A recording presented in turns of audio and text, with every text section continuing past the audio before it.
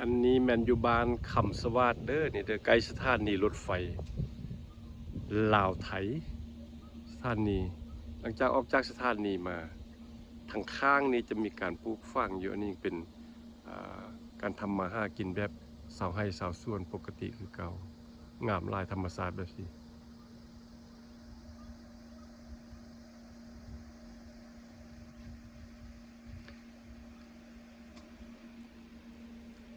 ส่วนของประชาชนแถวบ้านคำสวาดนครหลวงเวียงจันทน์กี้ก็เป็นทุ่งไร่ทุ่งนาอันนี้เพิ่นก็ยังเลี้ยงสัตว์ปลูกฝังอยู่คือเก่ายังมีงัวมีควายอันนี้ยังเป็นงัวเพิ่นก็ยังเลี้ยงงัวอยู่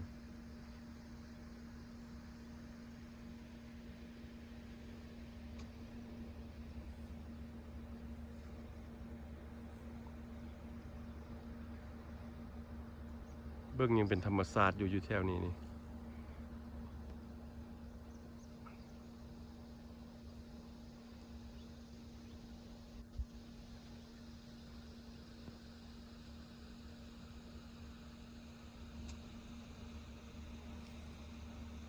เข้าไปทางพุ่นก็แม่น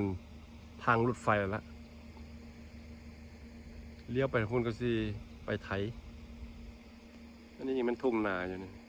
เบิ่งแบบเป็นธรรมชาติดียังมีงัวกินหญ้าอยู่อันจะเป็นรางรถไฟแล้วทางฝั่งนั้นแต่ข้ามมาทางนี้นี่จะเป็นสถานีรถไฟอยู่เบื้องนี้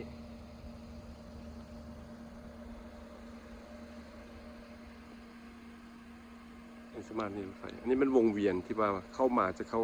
ต้องมาอ้อมนี่แล้วก็เข้าไปจอดรถจะเข้าไปสถานีรถไฟพวกนั้น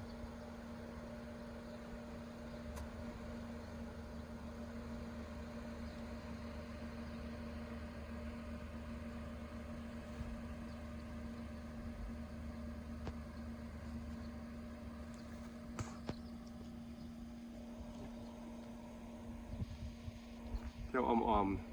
ๆยังมีมังปลูกผักอยู่นี่คือเก่าไหมติดค้างกับสถานีรถไฟลาวไทยเลยส่วนมองนี้